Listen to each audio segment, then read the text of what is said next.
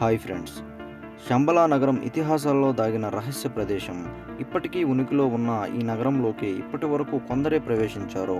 మన దేశానికి ఎగువన ఉన్న ఈ నగరంపై హిట్లర్ కూడా కన్నేశాడు, కానీ కనిపెట్టలేక తోకముడిచాడు. భారతదేశం ఎన్నో అద్భుతాలకు నిలయం. ముఖ్యంగా ఉత్తరాన ఉన్న హిమగిరులను మన దైవంగా భావిస్తాం. భారతీయులు ఎంతో పవిత్రంగా భావించే గంగానది పుట్టింది కూడా అక్కడే. పరమశివుడు కొలువైన కైలాస పర్వతం. ఎంతోమంది భారతీయులు ఆ పరమేశ్వరుడి దర్శనం కోసం అక్కడికి వెళ్తుంటారు. అయితే అక్కడ కేవలం కైలాస పర్వతమే కాదు, కంటికి కనిపించని ఓ రహస్య నగరం కూడా ఉందనే సంగతి చాలా తక్కువ మందికి మాత్రమే తెలుసు. అదే శంబలా నగరం. విష్ణు పురాణాలను చదివిన వారికి ఈ ప్రాంతం గురించి ప్రత్యేకంగా పరిచయం అక్కర్లేదు. ఎందుకంటే కలి ఆగడాల నుంచి కల్కి అవతారం చాలించే వరకు ప్రతి ఒక్క ఘటన ఈ శంబలా నగరంలో చోటు చేసుకున్నాయి. శంబలా అనేది సంస్కృత పదం. టిబెట్లో దీన్ని శాంగ్రిల్లా అని అంటారు.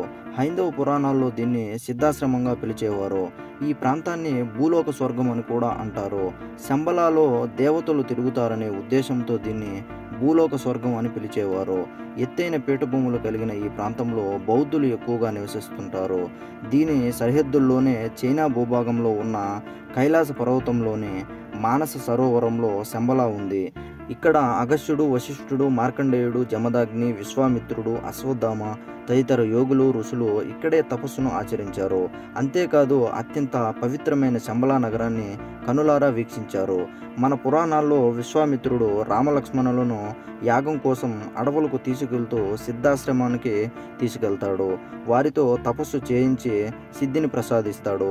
మహాభారతంలో పాండవులు సైతం ఈ రహస్య ప్రాంతాన్ని చేరినట్లు ఆధారాలున్నాయి. విష్ణు పురాణంలోని కల్కి అధ్యయనంలో శంబలా గురించి వివరించారు. ద్వాపర యుగాంతంలో శ్రీకృష్ణుడి నిర్యాణం తర్వాత కలి ప్రవేశిస్తుంది. ఆ కాలంలో అధర్ముడు, అసత్య అనే దంపతులకు అంబుడు, మాయ అనే కుమారుడు, కుమార్తె జన్మిస్తారు. ఆ అన్నా చెల్లెళ్ళు పెద్దవాళ్ళై ఒకరినొకరు పెళ్లి చేసుకుంటారు. ఫలితంగా క్రోధ, హింస అనే పుత్రుడు, పుత్రిక పుడతారు. వారు కూడా తమ తల్లిదండ్రుల్లాగానే ఒకరినొకరు పెళ్లి చేసుకుని కలి అనే పుత్రుడికి జన్మనిస్తారు. అతడే కలియుగానికి అధిపతి అవుతాడు. అతడి ఆధీనంలో ఉన్న కలియుగంలోనే మనం జీవిస్తున్నాం. కలికాలంలో అధర్మం, అన్యాయాలు పెచ్చుమీరుతాయి. నూనె కారుతున్నట్లుగా ఉండే నల్లని శరీరం, కాకి వంటి కడుపు, నల్లని సొరంగం వంటి నోరు, ఎర్రని మిడిగుడ్లతో ఉండే కలి శరీరం నుంచి నిత్యం అశుద్ధపు దుర్వాసన వస్తుంది. జూదం, మద్యపానం, స్త్రీలతో సంపర్కం వంటి అవలక్షణాలతో కలి లోకాన్ని పాలిస్తుంటాడు. కలి పాలన వల్ల లోకమంతా పాపులతో నిండిపోతుంది. దైవాన్ని చిన్నచూపు చూస్తారు. నాస్తికులు పెరిగి దైవారాధన అంతరించిపోతుంది.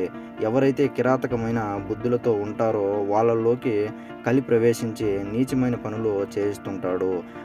అలా 4 పాదాలుగా మానవలోకం పాపాల పుట్టగా మారి ప్రజలు క్షుద్ర పూజలతో ప్రతికూల శక్తులను పూజించడం మొదలు పెడతారు.